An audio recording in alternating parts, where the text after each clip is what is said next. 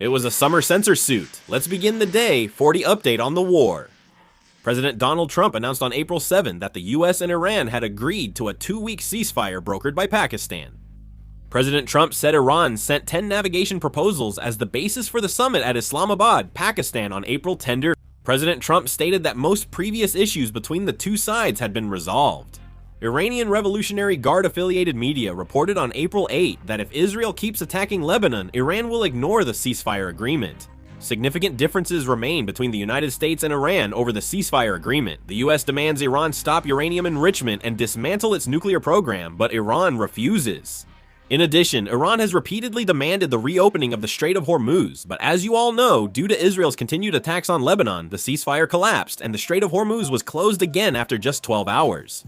Iran continues to blockade the Strait of Hormuz. Even during the brief period when it was open, many ships were unable to leave because vessels were reluctant to pass through the area. Only 5 Iranian-flagged cargo ships entered the strait, 3 international oil tankers, 6 international cargo ships, and 1 unidentified Iranian-flagged vessel managed to leave the strait.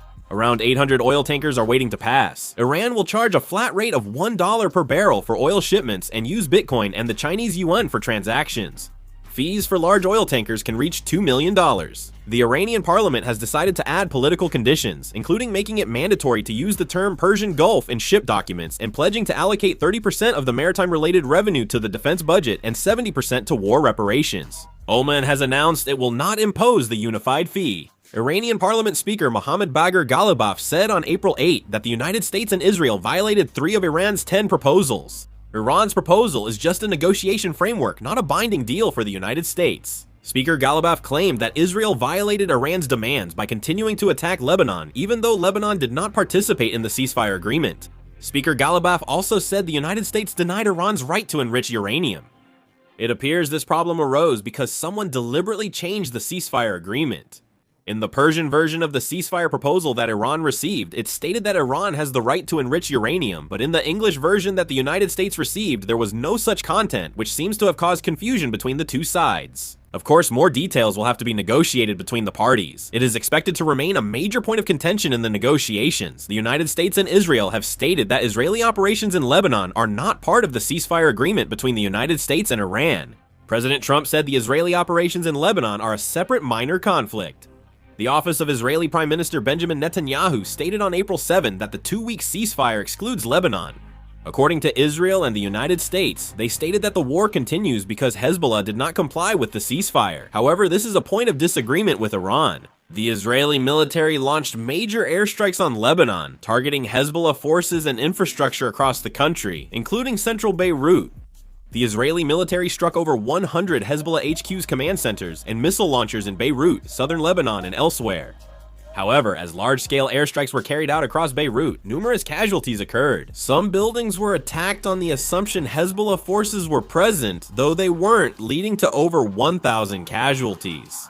The Israeli military claimed that they only attacked the parties involved in the conflict, but countless civilian casualties are occurring. The Israeli military and the US military attacked several Iranian petrochemical facilities. This was done before the ceasefire took effect. Airstrikes targeted Amir Kabir, Bandar Imam, and Mashahar Pazar petrochemical companies in Khuzestan province. They attacked defense industry sites before the ceasefire, including a Zarb industrial company in Markazi province, a general construction company that makes equipment for power plants and refineries.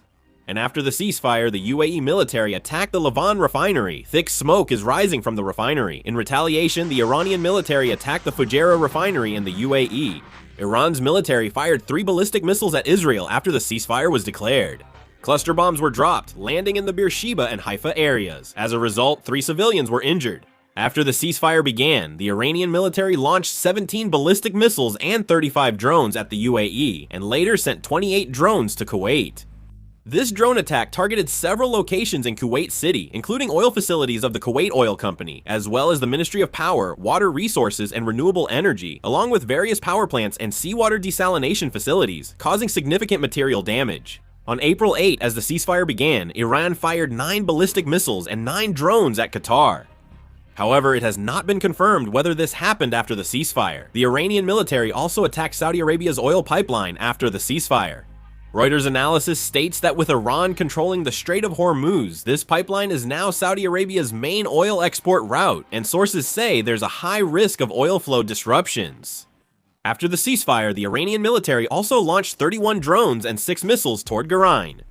The Iraqi Islamic Resistance, a coalition of Iran-backed Iraqi militias, said they paused attacks on U.S. interests in Iraq and the region for 2 weeks starting April 7, following a U.S.-Iran ceasefire.